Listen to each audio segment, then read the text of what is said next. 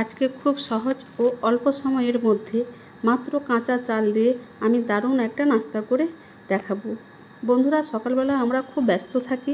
এই ব্যস্ত সময়ের মধ্যে ঝটপট যদি কিছু নাস্তা রেসিপি তৈরি করে নেওয়া যায় তাহলে খুব ভালো হয়। বন্ধুরা, শুধুমাত্র চাল দিয়ে আমি আজকে খুব স্পঞ্জি ও অসংখ্য জালি ছিদ্র আমি নাস্তা করে দেখাবো। পুরো ভিডিওটা দেখতে থাকুন, আশা করি খুব ভালো লাগবে। আমি এখানে চাল ভিজিয়ে রেখেছিলাম রাত্রে। এখন আমি সেই চাল মিক্সিতে করে বেটে নিচ্ছি। যেহেতু সকালবেলা খুব ব্যস্ততার মধ্যে দিন কাটে, এই জন্য আগে থেকে চাল ভিজিয়ে রেখে দিলে খুব ভালো হয়। চালটা আমি ভালো করে বেটে নিয়েছি, একদম মসৃণ করে। এবার এর মধ্যে দিয়েছি 1 কাপ সুজি আর দিয়েছি 1 কাপ টক দই, দিয়ে ভালো করে আমি মিশিয়ে নিচ্ছি।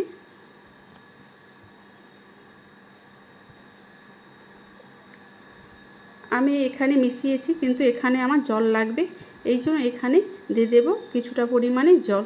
একসঙ্গে বেশি জল দেব না, অল্প অল্প করে জল দিয়ে আমি মাখিয়ে নিচ্ছি। অল্প অল্প জল দিয়ে মাখিয়েছি, এখানে আরও একটু সামান্য পরিমাণে জল লাগবে। আবারও আমি জল দিয়ে ভালো করে মাখিয়ে নিয়েছি। এবার 10 মিনিটের জন্য রেস্টে রেখে দেব। এখানে যেহেতু সুজি ব্যবহার করছি, সুজিটা একটু ফুলবে, তার জন্য 10 মিনিটের জন্য ঢাকা দিয়ে আমি রেস্টে রেখে দিচ্ছি। তাহলে ফিরে আসছি 10 মিনিট পর। ফিরে এলাম 10 মিনিট পর। এবার ব্যাটারটা দেখুন, এই রকমই থিকনেসে রাখতে হবে, এতে করে তাহলে নাস্তাটা খুব সফট ও স্পঞ্জি হবে। এবার এর মধ্যে দিয়ে দিচ্ছি গুঁড়ো করে রাখা চিনি। এখানে গুঁড়ো করে রাখা চিনিটা ব্যবহার করলে খুব ভালো হয় দানা চিনির থেকে। এবার দিচ্ছি 1/2 চামচ আদা বাটা, 1/2 চামচ লঙ্কা বাটা, দিয়ে আমি ভালো করে একটু মিশিয়ে নিচ্ছি।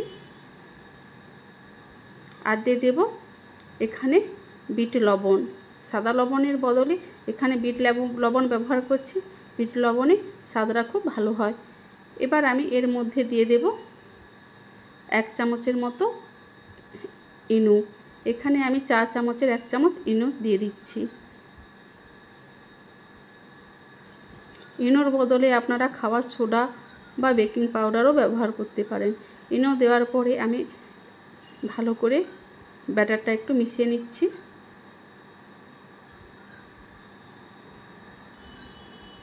ব্যাটারটা ভালো করে মিশিয়ে নিয়েছি। ইনো দিয়ে ব্যাটারটাকে ভালো করে মিশিয়ে নিয়েছি। এবার আমি একটা থালা নিয়েছি। থালাটা এরকম মসৃণ হতে হবে, কোনো ডিজাইন থাকলে ভালো হবে না, এই জন্য আমি একটা মসৃণ থালা নিয়েছি। এর উপরে সাদা তেল দিয়ে ভালো করে আমি থালার মধ্যে মাখিয়ে নেব। এবার আমি এই ব্যাটার এই থালার উপর দিয়ে দিচ্ছি। পুরো ব্যাটার আমি থালার মধ্যে দিয়ে দিয়েছি। এখানে একটুখানি বেঁচে গেছে, এটা আমি আর একটা পাত্রে তৈরি করে নেব। এবার এর মধ্যে একটু থালাটাকে নাড়িয়ে দিচ্ছি, যাতে করে পুরোটা সেট হয়ে যায়, ভেতরে কোনো না বাতাস থেকে যায়।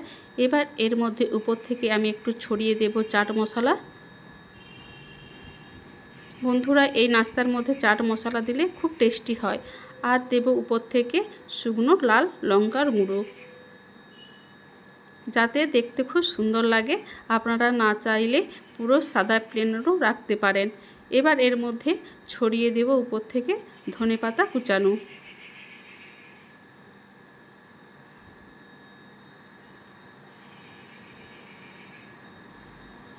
বন্ধুরা, সাদার উপর লাল, সবুজ ও চাট মশলা দেওয়ার জন্য কি সুন্দর দেখতে লাগছে দেখুন। ভালোভাবে আমি সব কিছু উপর থেকে ছড়িয়ে দিয়েছি। আমি আগে থেকে কড়ার মধ্যে জল গরম করে নিয়েছি আর একটা স্ট্যান্ড দিয়েছি। এর উপরে আমি থালা বসিয়ে নেব। গ্যাসকে হাই ফ্লেমে রেখে জলটা ভালো করে ফুটিয়ে নিয়েছি। এবার আমি এই থালাটা বসিয়ে দিয়ে আবারও আমি চাপা দিয়ে দেব। দিয়ে আমি 15 মিনিটের জন্য গ্যাসকে মিডিয়াম ফ্লেমে করে রেখে দেব। 15 মিনিট হয়ে গেছে। এবার আমি নামিয়ে নেব। আর কত সুন্দর বসে গেছে দেখুন। এবার আমি এই গরম অবস্থার মধ্যে কাটবো না। এবার আমি এই নাস্তাকে কিছুক্ষণের জন্য ঠান্ডা করে নেব। বন্ধুরা, আমরা খুব কষ্ট করে ভিডিও বানাই।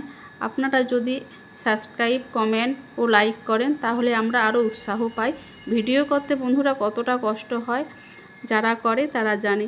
বন্ধুরা পুরো রেসিপিটি দেখলেন, যদি ভালো লেগে থাকে লাইক, শেয়ার ও সাবস্ক্রাইব করে দেবেন, আর পাশে থাকা বেল আইকনটি প্রেস করে দেবেন যাতে সবার আগে নোটিফিকেশান আপনার কাছে পৌঁছে যায়। সবাই ভালো থাকবেন, সুস্থ থাকবেন, সাবধানে থাকবেন।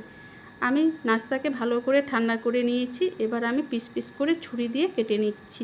দেখুন ছুরির মধ্যে আর লেগে যাচ্ছে না, আর খুব সুন্দরভাবে কাটাও হয়ে যাচ্ছে।